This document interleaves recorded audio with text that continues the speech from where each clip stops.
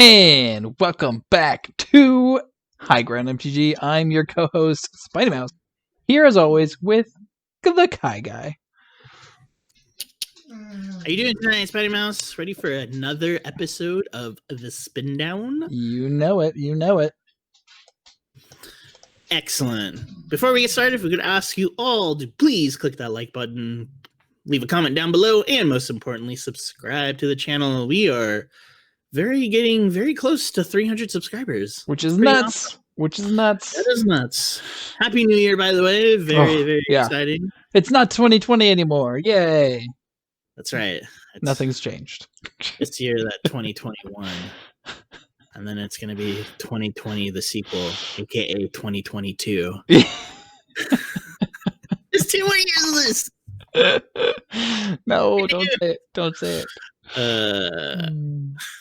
All right. Well, what are you looking forward to this year, KyGuy? What is some good stuff? Lay down some good stuff for us. What are we looking forward to this year in terms of Magic the Gathering and for this channel? That's a good question. As stated in my previous run, I am super hyped for Modern Horizons 2 this year. I think even though Modern Horizons 1 broke Modern last time, just a little bit. A little bit. All Hogak and all the other degenerative things. There's broke my wallet. Yeah, no kidding. Force of Negation. I do think that overall it was a great healthy injection into Modern. So I'm very looking forward to Modern Horizons 2 this year, especially since that's what we focus on here is Modern content. So. Oh yeah. There's gonna be a lot coming out this way when that finally does hit the shelves. That's right. And we are going to save our dimes and our pennies, and we're going to jump on all the cards before they hit. Yeah, before they hit the insane prices that they are now. Right? I don't know if you've looked at like a ton of the like Modern Horizon staples that have like since they released, but like I think I sent you like Force of Negations, like 80 ticks. Yeah. They've all gone double way up. Yeah. Yeah. Pyromancer, which is seeing play in literally any red deck, 50 ticks. Well, and that's the thing, right? Like any one of these cards, any one of those staples, like if you're playing this color, you have this staple from Modern Horizons. If you're playing white, you have Giver of Ruin. If you're playing red, you have Pyromancer. If you're playing blue, you have Force of Negation. True. Sorry, green. Force of Vigor. That's not really. Yeah, Collector Oof, maybe, but like it's a sideboard piece, so you're not like running 4 Collector Oofs. That's true. So that's a little bit different. Needless to say, I think Modern Horizons made an impact for better or for worse. Yes. And it's definitely a lot of those cards have stuck around. Yeah. So. And skyrocketed in price. Womp womp. Yeah. But that's why you gotta take your picks and jump on them, I guess. I guess so. Yeah. So what are you hoping for in MH2? More blue-red spells, obviously. I think if they just print Counterspell and have that just be printed into the format and double blue, I just think it would be a nice clean answer instead of having to like. Can you imagine work around with Counterspell? Man. Can you imagine decks with Counterspell? Because that sounds awful. It sounds incredible. I also want a more powerful Snapcaster Mage. Snapcaster for 1. Yeah. Is it just me, or does a Snapcaster feel like it's becoming like completely outclassed by the current power level and the power creep of? I don't know if it's that Snapcaster itself is getting outclassed. It's that spells, instants and swords getting outclassed by creatures. That's true. Everything is stapled onto a creature. Yep. That's a really good point. Like I guess if we look. A creature or a planeswalker, so... Well, yeah. I've got a few too many of those running around. I'm sure we'll have some more. They'll all be broken. For sure. What about you? Anything that you on your wish list? I would love to see, we got the Stoneforge unban. I would love to see some more playable pieces, like nothing broken, but just like more options. Because right now, your Stoneforge package is like 3 to 4 cards maybe, that are like the staples. Yeah, and so like it'd be fun to see some other things that like you could play or that would be good, or situationally can be good. So, just gonna mix it up a little bit. Maybe we'll get some cool axes in Kaldheim or something. But I would love to see some more swords or something out of Modern Horizons. Yeah, I don't know. I think I definitely think that there's a good, especially with the release of MDFC cards. I think there's even more space to play around. So I'm sure that there are ideas that Wizards have or have had that they probably can't print into a standard set. So right. I would be very excited to see like more MDFC cards, but maybe pushed a little bit more than we are already seeing. So for sure. Wizards is definitely exploring that space. So it'd be interesting to kind of see what they come up with. For sure. As far as other things this year, besides just our focus on our most anticipated set being released by Wizards, we are a YouTube channel, obviously, and as such, we definitely have goals that we've talked about for us this year.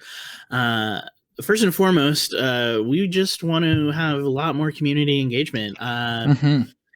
We were recently on Masters of Modern, and that was really cool for us. That was so fun. Honestly, that was like a real dream thing for us. Yeah, absolutely. That would happen, but that was really cool, and we'd like to have more of that. Whether it's we have people come on to our channel and we have our Battle Bond series with other content creators who also have Moto accounts. I think that would be really fun. More subscribers, obviously. We're currently sitting at almost 300. We would really love to be able. We'd really love to be able to hit 500, maybe even more. Yeah. By the year's end, at the very least. Go for 1,000. Why not? Oh yeah, hopefully double that. I think it'd be really cool if we did get to 1,000 by the end of the year. But big goals. We're just trucking away here. What else? What else have we been talking about? Well, one of the big things we've been talking about is, we're a YouTube channel. We make content, and one of the things that pretty much every YouTuber out there has is a Patreon. So we have kind of come up with some ideas on what we want to put into those tiers, and we're going to be launching here real soon. We'll have all the tiers listed out on our actual Patreon. Probably have a link down below once this finally goes up. But we want to be able to give back to the community and get some more feedback coming in from you guys. Yeah, definitely. And once that becomes an official launch, once we get all of our rewards all figured out and our tiers, we will have an official channel video on it. So for sure. Yeah.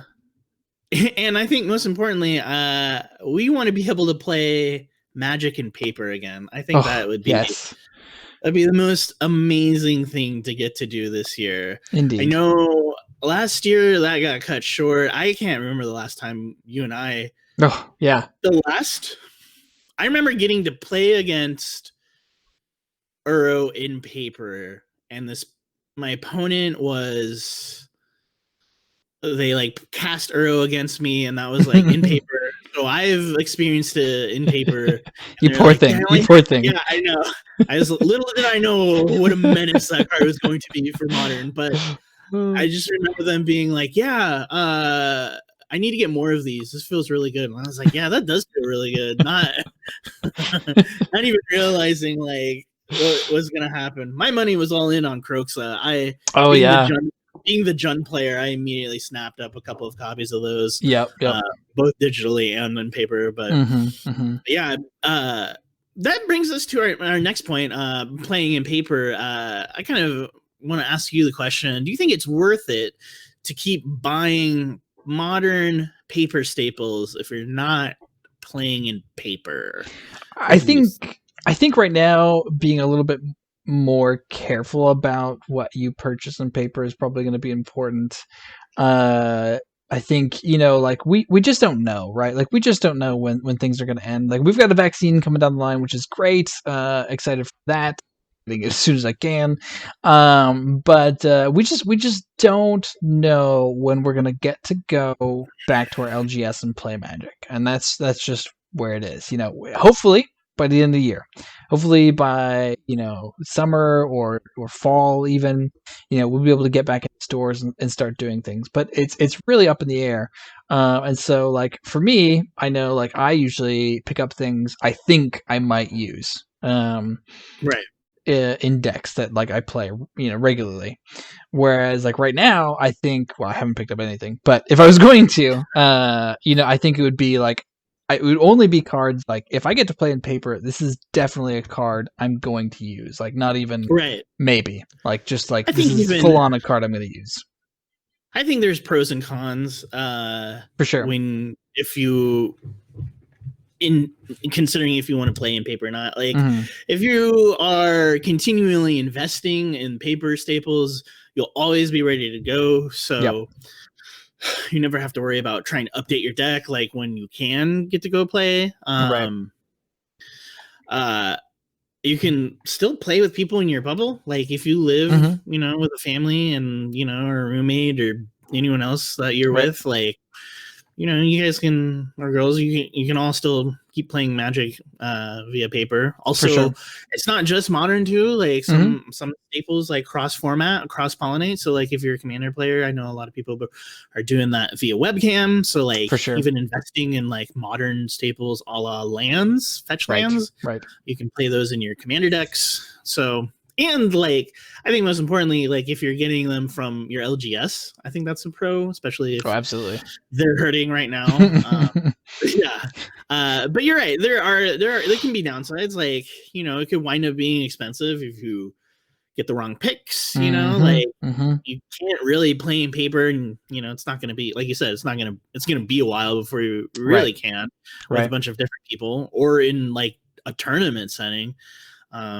And the metagame's constantly changing. We don't know what's going to get banned. We don't know, like... Please, Uro. And, I think the most important thing is you can't really play anytime you want. I think that's kind of... Yeah. I think that's kind of a pro for being able to invest digitally. That's what we did. We kind of pivoted to digital. Hard, yeah. Yeah, very hard. And then the channel was born. Indeed. And digital is always just going to be cheaper. Like, yeah, for most things. Obviously, we have some of those Modern Horizon things that are a little bit more expensive in digital copies. But most things seem to be cheaper in the digital format. Yeah, which is also a bonus. Like, and if you invest in a digital client, like you play anytime, you're always going to be able. If you're investing in Moto, especially, you'll be able to cash out too. Like if that ever comes down the pipeline. So there's pros and cons to both. I'm currently not really purchasing paper products right now. Like I have struggled to see the point since I don't really get to play with them.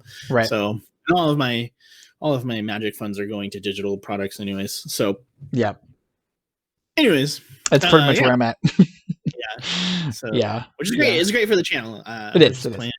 So, speaking of playing, what are we thinking? What are we feeling about the current meta mayhem? This meta right now. This meta. I tell you what. Uro is in every deck, and I think it sucks. Yeah, it sucks big time. Field of the Dead. Deck, Dryad of Elysian Grove, like, I'm finally to the point where like I'm sick of it. Yeah, like I think we were talking before the cast, and you were talking about how it just nothing's gone banned because there hasn't been any tournament, like, and that's true. Like, I think if modern tournaments were happening, Uro would have been gone a long time ago. Like, for sure. It's so frustrating, and I get that people have invested obviously a lot of money digitally for Uro, but like, like that, like I wouldn't like. That's also part of the reason why like I haven't invested in either. It's just right. That's a ticking time bomb. I'm It sure really that's is. gonna go at some It point. really is. It's Looking just, at the top, what is this? Top 10 decks in the modern meta right now. There are 3 different Uro decks in the top 10. and how many other ones are primetime decks / Right, field? right, exactly. Like, there's at least 2 other non Uro primetime decks. So it's just lands, Fields of the Dead, primetime Uro. It's Yeah, bonkers. and it's Don't like hard it. because it's like it feels like it negates like strategies that you really want to play, and like Sure. having it be an open field. I I don't mean, like know. Tron got pushed out. Like Tron is just not a thing because why would you want 7 mana when you can have 1,000,000? That's very true. I'm surprised these Euro decks aren't playing Uden out of the sideboard. Right? Yeah. Why not? Why not? Right? Probably because of the colored permanents.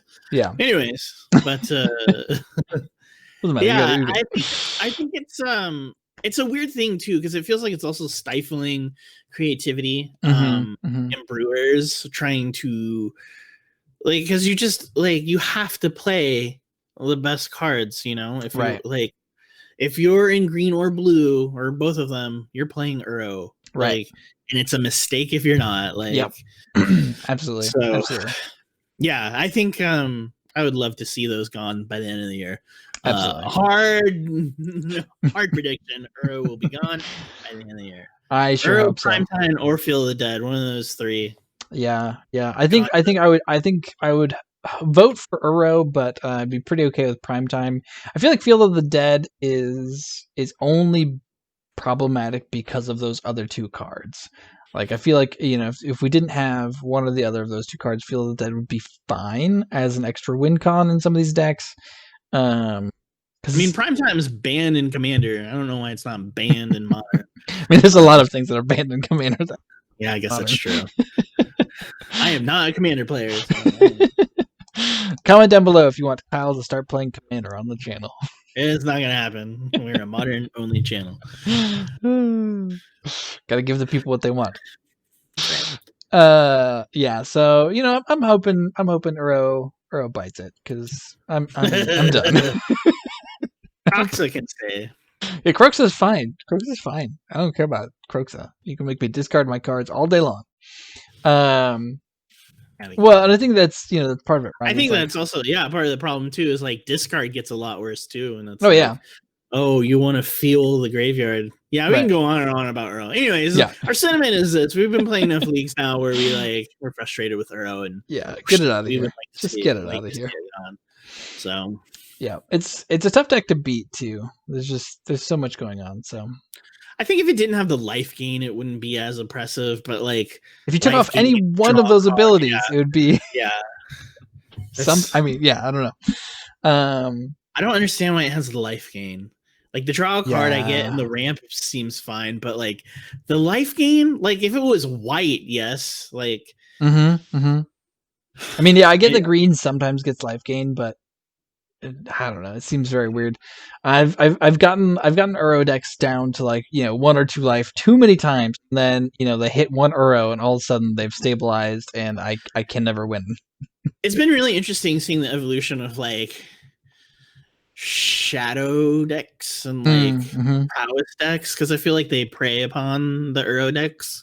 They're very like we're gonna get you dead before you're able to like really ramp your things out. Right. So well, they have a threat that can push over a little bit, But there's been a new deck I've seen happening. It's just it's kind of like Mardu, but not. It's just Rakdos like mid range. Oh yeah.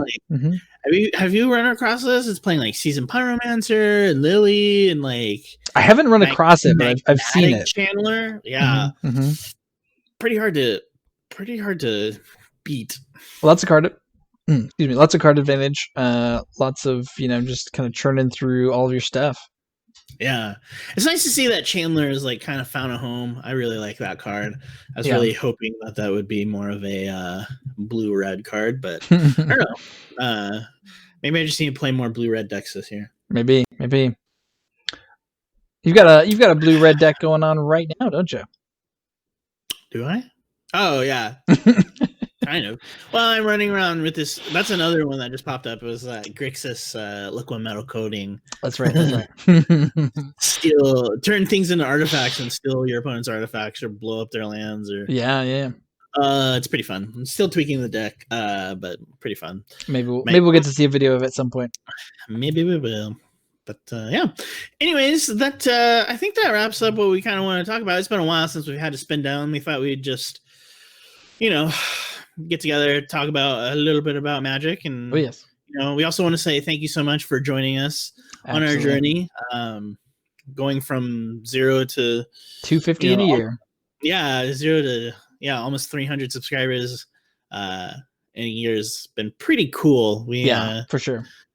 Beyond just telling our friends hey, we have a YouTube channel, come subscribe to us. So thank you so much for watching. Agreed. So we enjoy making these videos for you. For sure. Yeah.